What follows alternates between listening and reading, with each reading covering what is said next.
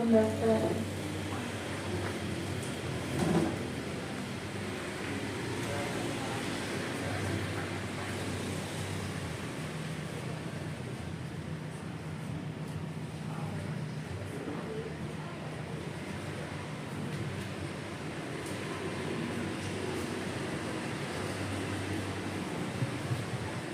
Bismillahirrahmanirrahim. Assalamualaikum warahmatullahi wabarakatuh. Alhamdulillah, wassalatu wassalamu ala rasulillah.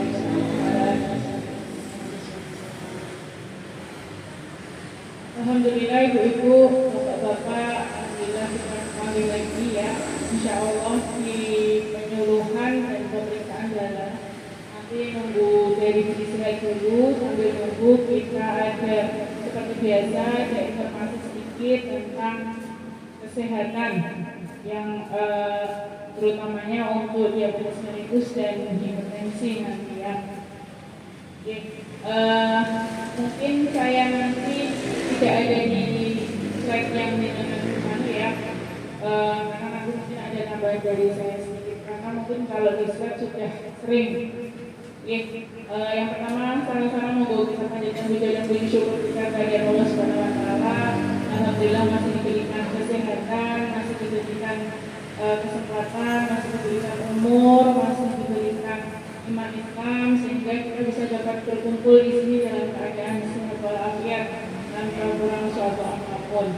Salawat dan salam monggo sama-sama kita hadirkan pada junjungan kita Nabi Muhammad sallallahu alaihi wasallam. Semoga nanti bareng-bareng kita bisa berkumpul di sini. Sehat semua ya Bapak Ibu. Alhamdulillah, pagi-pagi ini alhamdulillah kita diberikan kesehatan.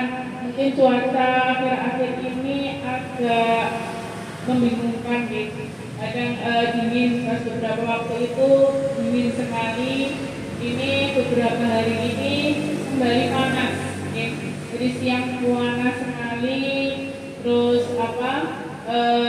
paginya sudah mulai panas muntah gitu deh. Jadi mohon untuk lebih menjaga kesehatan lagi. Pas kemarin 2 minggu atau 3 minggu kemarin tidak banyak yang sakit Bu, tapi minggu-minggu ini sudah mulai naik lagi kasus-kasus ISPA, infeksi saluran pernapasan akut. Sudah banyak lagi datang pasien batuk pilek lagi. Padahal saya kemarin sempat bersyukur bergidik, tapi tidak banyak yang flu. Malah periode ini 1 minggu 2 minggu kemarin ini agak bertambah kunjungan pasien batuk pilek kita. Ya, semoga panjenengan semua diberikan kesehatan. Saya sarankan untuk yang diabetes, apalagi yang punya komorbid lain selain diabetes, mungkin diabetes dan hipertensi atau penyakit lain, di tempat umum dirutinkan memakai masker Bu. Ya, mulai lagi kita galakkan karena ini kasus ISPA luar biasa.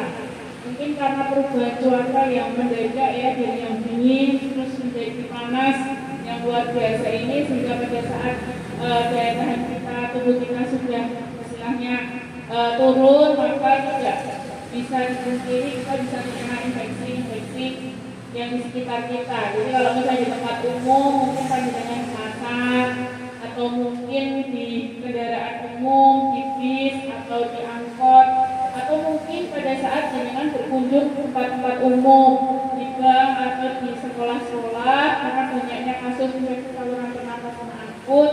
Jadi lebih baiknya kita galakkan lagi untuk pemakaian masker. Jadi masker itu bukan hanya pas COVID Bu, tapi pada saat kondisi-kondisi yang memang memungkinkan kita, mengharuskan kita untuk memakai masker, maka tidak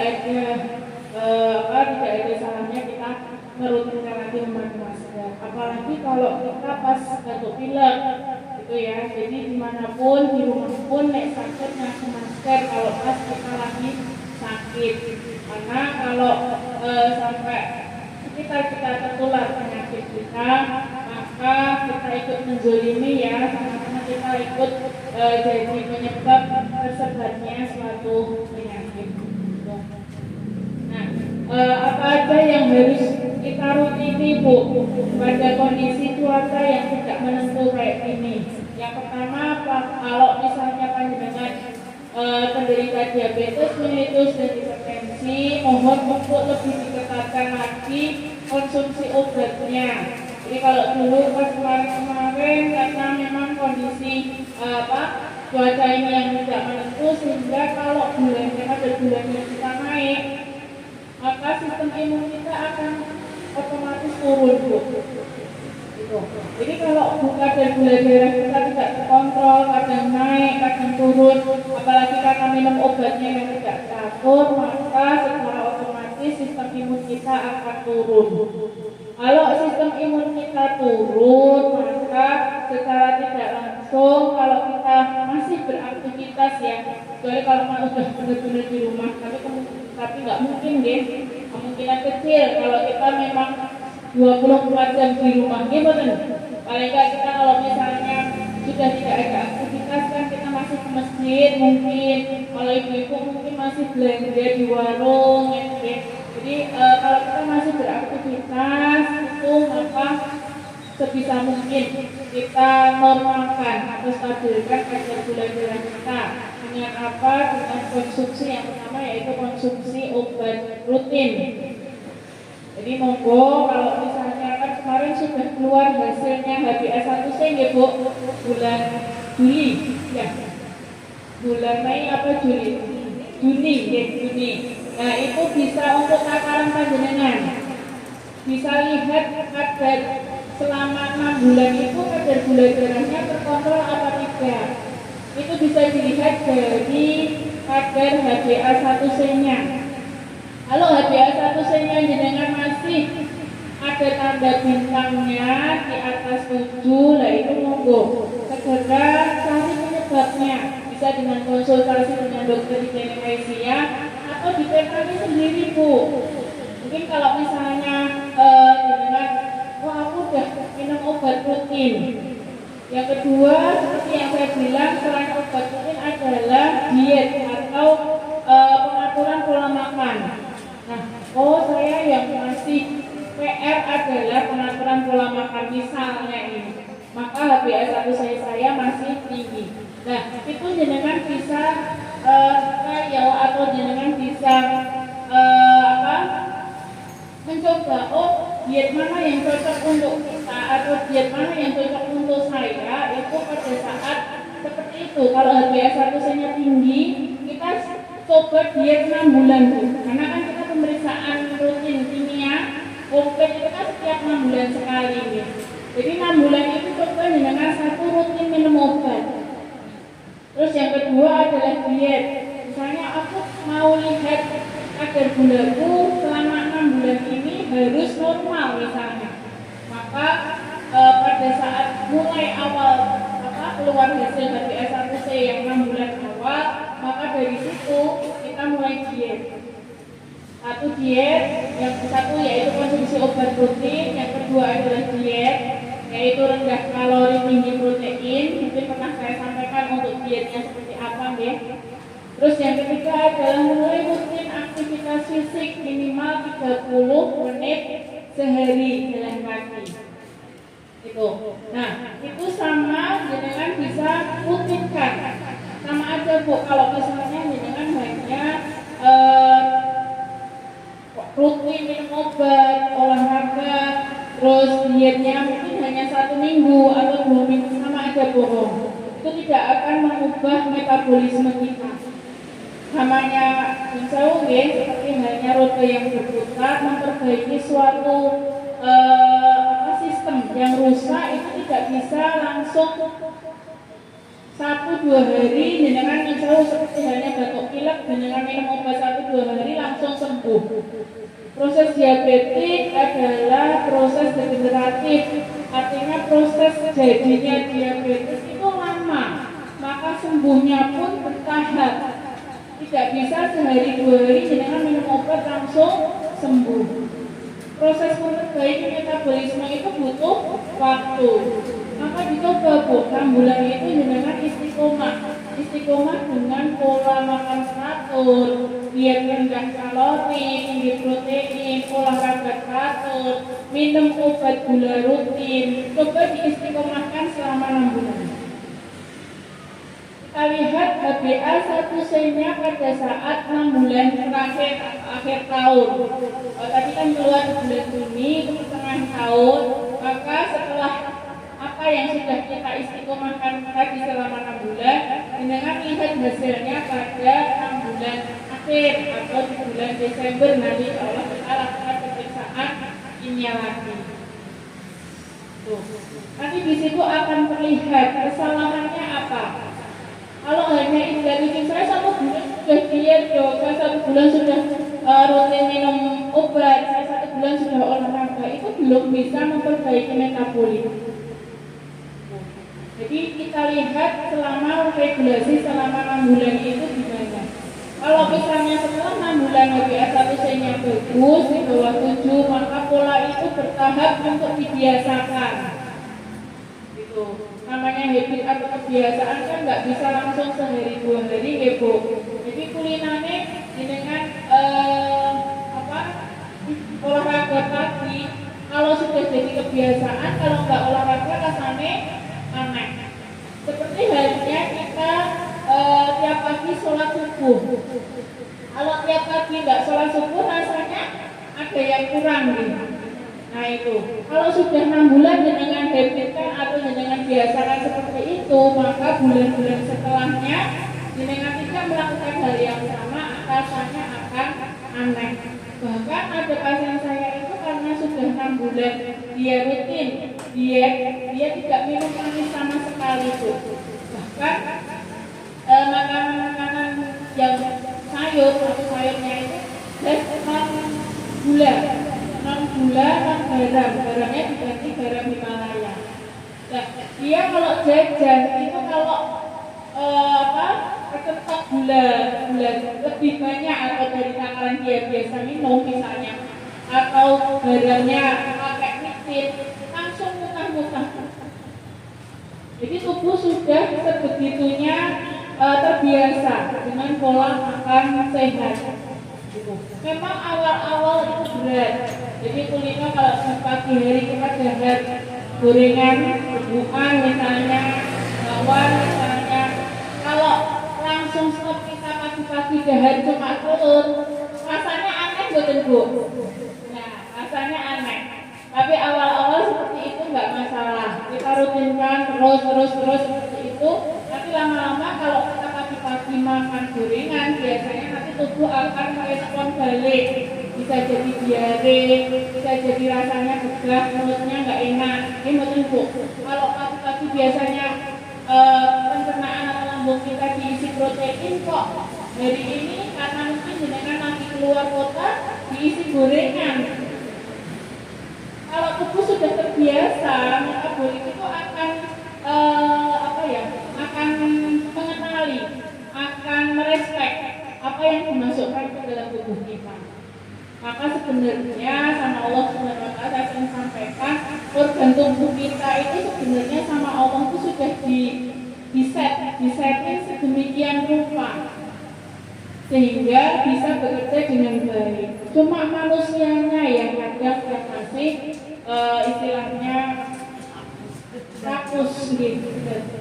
Karena sifat manusia sendiri pada dasarnya sifat manusia adalah tidak cukup puas atau tidak gampang merasa puas gitu.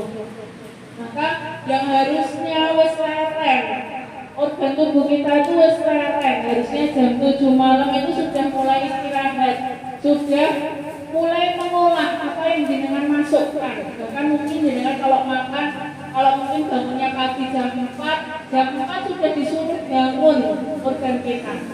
Pankreas kita sudah disuruh bekerja. Sampai jam 7 malam yang harusnya SOP-nya atau standar operasional prosedurnya dari Allah itu jam 7 itu pankreas sudah istirahat. Dari sananya, dari lahir kita sudah ada SOP-nya. Lambung, jantung, usus itu semuanya sebenarnya sama Allah sudah diatur sedemikian rupa. Tapi karena manusianya yang tidak puas, manusianya yang serakah, sehingga yang harusnya organ-organ ini istirahat, sama manusianya dipaksa untuk bekerja. Bahkan jam 11, jam 1 malam masih nyari makan. Dan anehnya yang berkembang di masyarakat, apalagi masyarakat Indonesia ya, malam-malam itu malah yang keluar warung-warung adalah makanan berat. Begitu kan Bu? Nggak ada malam-malam kok nyari salad, itu nggak ada. Adanya apa Bu? Nasi goreng, bakmi goreng, soto. Nah itu sih malah laku. Aneh sekali itu. Kalau di luar sana, memang kalau di luar itu makanan-makanan karbohidrat itu malah tidak dijual di pasaran kecuali roti. Jadi di luar sana itu bahkan orang pagi-pagi itu dahar nasi goreng itu cuma di Indonesia Bu. Mereka pagi-pagi itu daharnya apa? Telur, sayur, terus buah, mungkin sedikit daging kayak gitu. Kalau di sini pagi-pagi yang laku gorengan. Ya, daging, buah, ya, masya Allah itu ya. Nah itu yang kenapa saya juga heran. Saya juga makan. Jadi itu yang harus istilahnya kita ubah Bu. Karena kebiasaan atau habit itu tidak, seperti saya bilang, diabetes tidak muncul sehari 2 hari, tidak muncul karena kesalahan sehari atau 2 hari makan, bertahun-tahun Bu. Bahkan mungkin dari kita mungkin kalau mungkin bayi sampai 1 tahun mungkin enggak ya Bu, karena masih pola makannya masih diatur ibunya. Setelah itu mungkin 5 tahun ke atas lah. 5 tahun ke atas itu kita sudah salah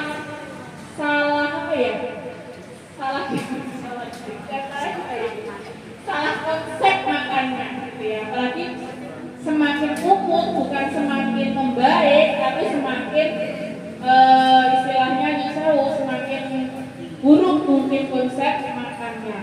Karena biasanya yang di atas 50, di atas 60, apalagi yang sudah pensiun, itu biasanya malah karena nggak ada kerjaan ya Bu, biasanya enaknya ngemil sama nonton sinetron biasanya kalau ibu ya. Oke buatan Bu.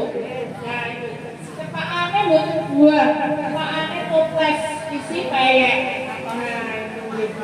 Nah itu biasanya malah bukan orang muda, tapi yang kayak gitu malah misalnya kiai sepuh yang harusnya sudah beralih ke pola hidup sehat.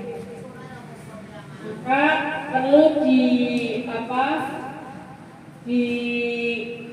dandani. Ini mungkin mumpung masih bulan Agustus Bu, kan baru kemarin juga 2 bulan ya, dari bulan Juni kita keluar HbA1c-nya. Mungkin ada beberapa yang HbA1c-nya masih bintang. Nah itu saya harap mulai bulan ini sampai bulan Desember coba didisiplinkan dulu. 1 disiplin obatnya dirutinin dulu Bu. Kalau perlu pakai alarm. Saya udah bosan dong minum obat. Iya saya tahu.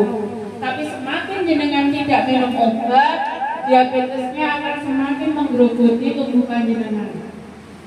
Semakin kadar gula darahnya tinggi, semakin organ di dalam akan semakin rusak.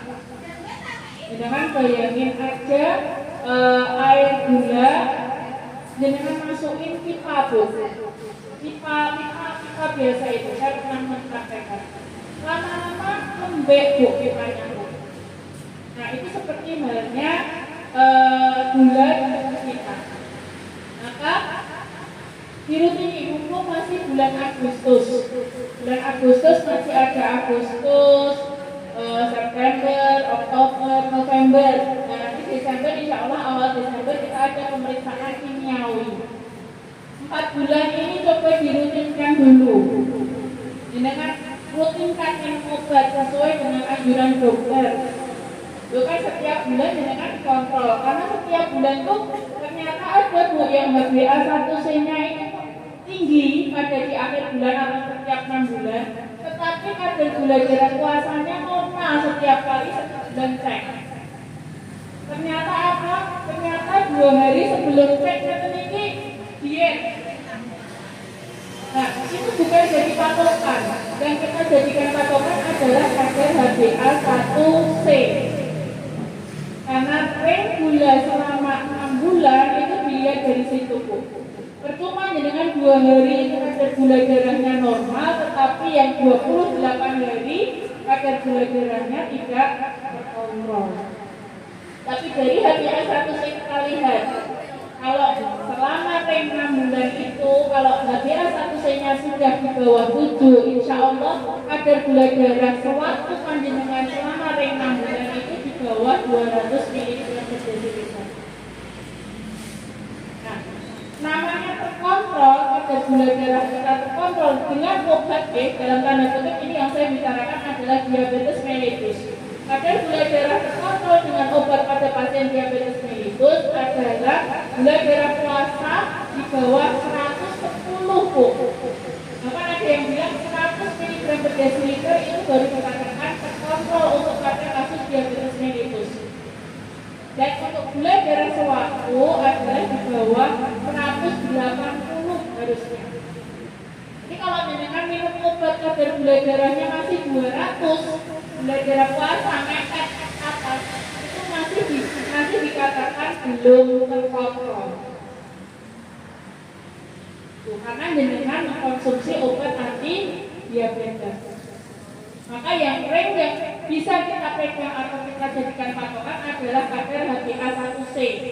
Maka penting sekali saya selalu bilang, tiap 6 bulan sekali tolong datang, Bu, karena itu buat evaluasi kita sebagai dokter yang menangani panjenengan. Kalau selama setiap waktu mungkin bertahun-tahun kok HbA1c-nya masih di atas 7 terus, dan buat apa kita ngobati? Jadi kan sama aja kita bohong ya, mubazir dengan minum obat tiap hari tetapi kadar gula darahnya belum terkontrol. Padahal target kita memberikan terapi obat pasien-pasien diabetes adalah untuk mengkontrolkan atau menstabilkan kadar gula darah panjenengan agar tidak terjadi komplikasi. Maka tolong nanti yang catatan-catatan atau hasil lab yang kemarin tolong buka kembali. Oh, itu yang kemarin dilihat kadang orang kadang hanya terfokus pada kadar gula darah aja. Itu. Yang 6 bulan itu penting dengan lihat. Yang pertama adalah HbA1c-nya pasti. Karena itu tren pengobatan panjenengan berhasil apa tidak selama 6 bulan terakhir. Targetnya adalah di bawah 7 nilainya. Terus yang kedua adalah kita lihat kimia darah, kolesterol, LDL, HDL itu seperti apa. Itu untuk mencegah ada atau tidaknya komplikasi ke pembuluh darah. Misalnya, aku masih ada bintang nih di LDL-ku misalnya. Jadi apa yang harus kita perbaiki? Apa yang harus kita kurangi?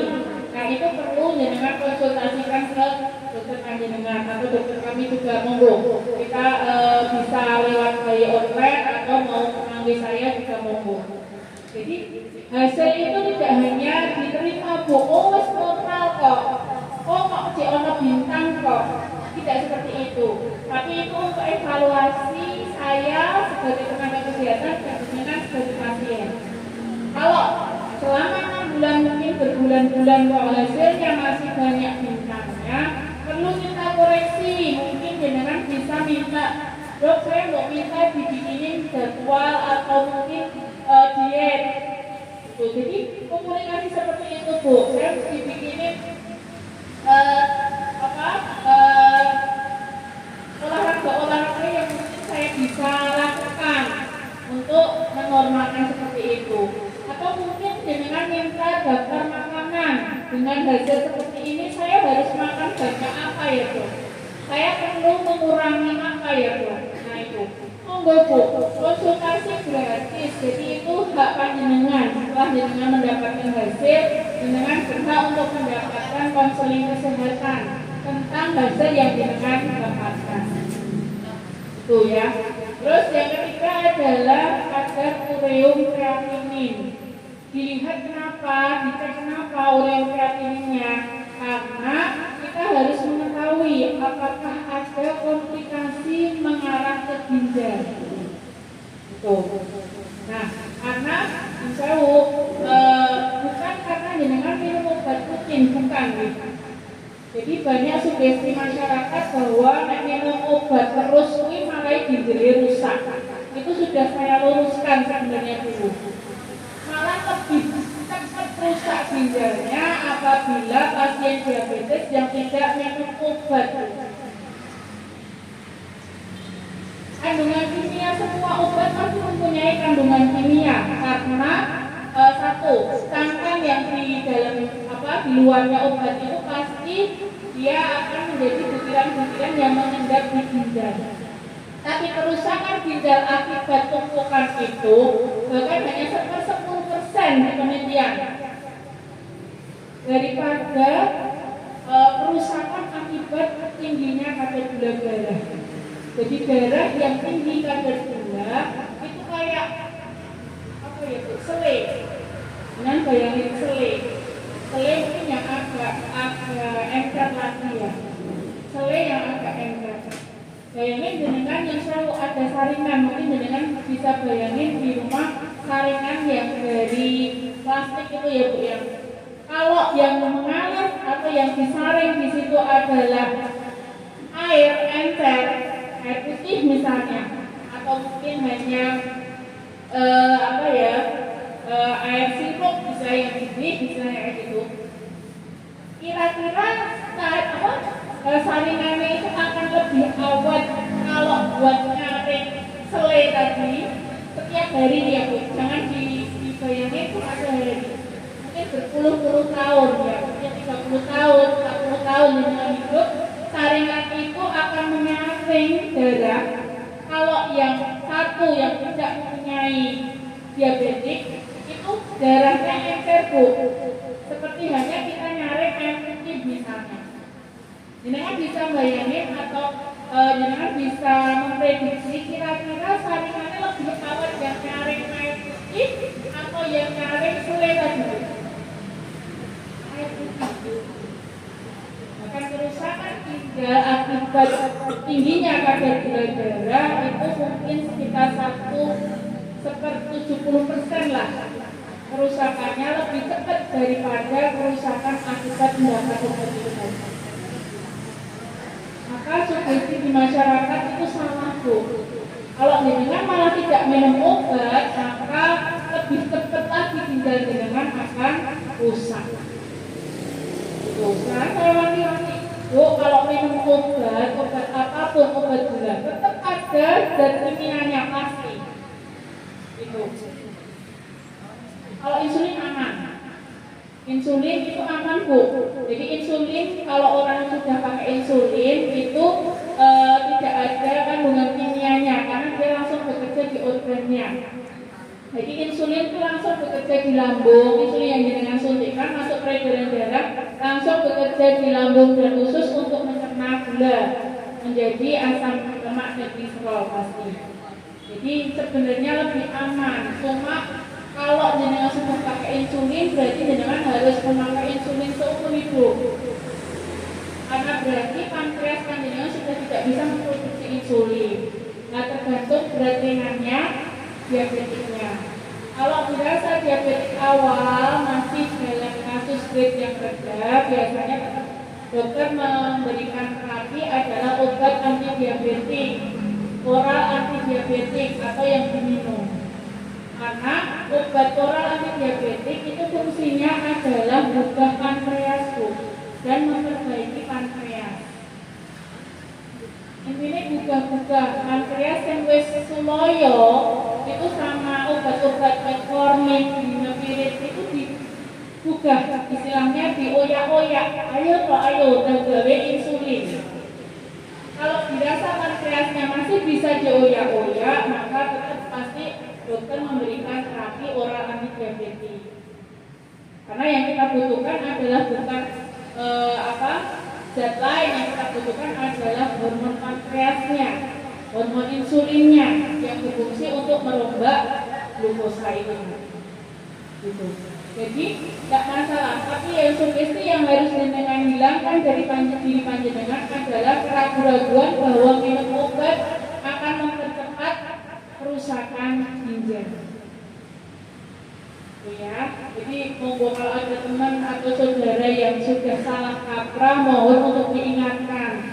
Bahkan ada yang tidak mau minum obat sama sekali, Bu, malah pakai herbal, gitulah. Kadang yang salah kaprahnya adalah itu. Padahal obat-obat herbal boleh. Saya bilang, sering bilang obat kalau kan mau minum obat herbal boleh, asalkan terukur. Artinya dalam beberapa rentang waktu itu benar-benar bisa menurunkan gula darah panjenengan. Ada yang minum daun insulin, Bu, bertahun-tahun minum itu, ternyata selama ini tidak bisa menurunkan kadar gulanya. Kan sama aja berarti. Padahal kalau misalnya obat-obatan kimiawi itu diproduksi dengan penelitian-penelitian, dosisnya pun sesuai dengan berat badan manusia dan sudah dilakukan pemeriksaan lanjutan baik di hewan maupun di manusia. Ya. Jadi minta tolong untuk lebih ditekankan lagi dan saya memberikan semangat untuk panjenengan. Ini mumpung masih bulan Agustus, monggo dirutinkan lagi biar nanti hasil Desember terkontrol, Ibu. Saya juga ikut senang kalau misalnya pengobatan kami di bulan Desember itu hasilnya tidak ada bintang semua. Saya juga ikut senang berarti pengobatan kami sukses. Artinya pasien-pasien diabetes di klinik Aisyah dengan pengobatan yang kita berikan bisa terkontrol. Tapi kalau banyak bintangnya saya juga sedih ya, Bu, ya.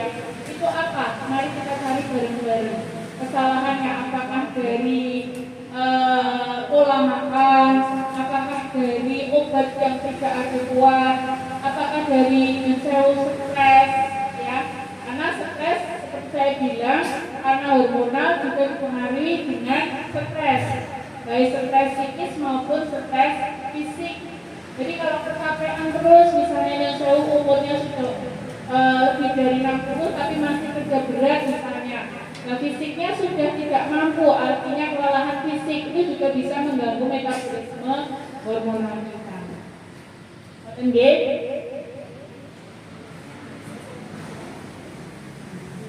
Mungkin itu sedikit tambahan dari kami.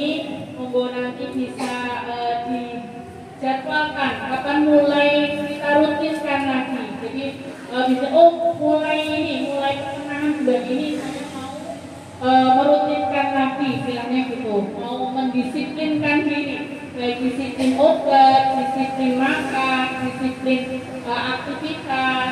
Itu mulai kapan? Sampai nanti pemeriksaan bulan Desember.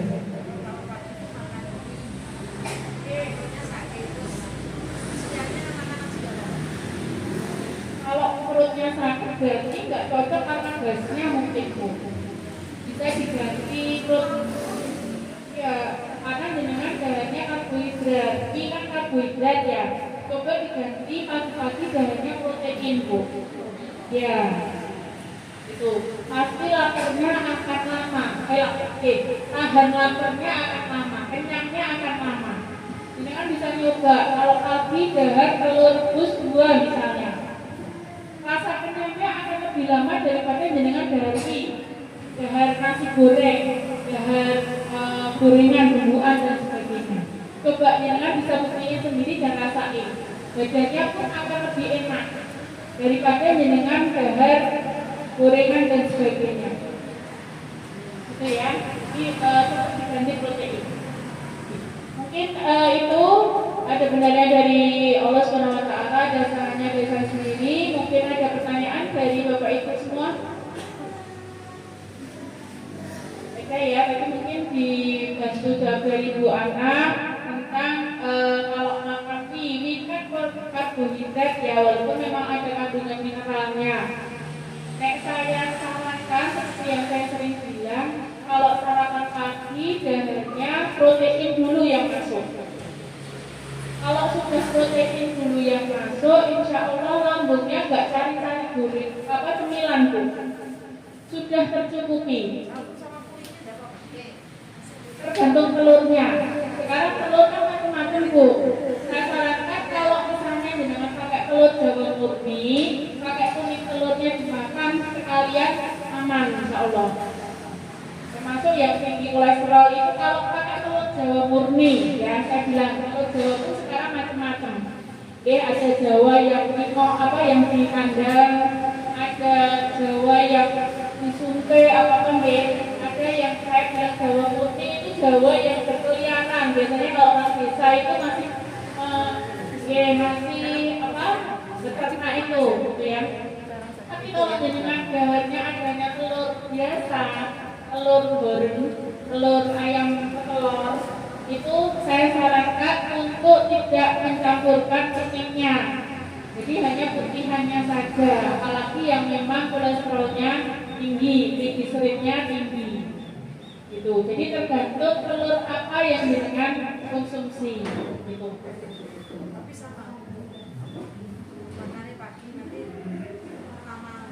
Insya Allah proteinnya di kuning.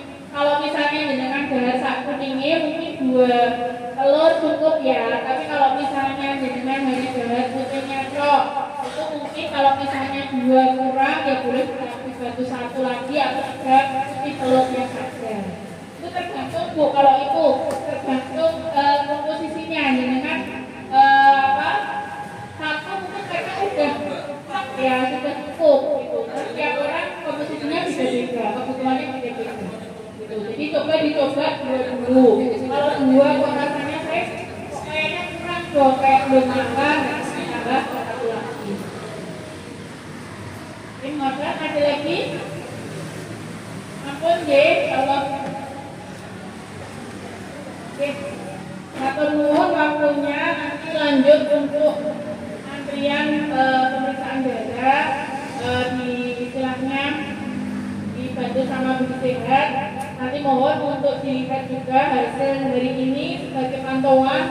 Nanti perlu nggak istilahnya tambahan obat di bulan puasa. Tapi kalau sebenarnya kalau untuk bulanan seperti ini tidak begitu mewakili ya. Nanti kita lihat lebih detailnya pada pemeriksaan lengkap, yaitu kita lihat HbA1c. Itu kata wassalamualaikum warahmatullahi wabarakatuh.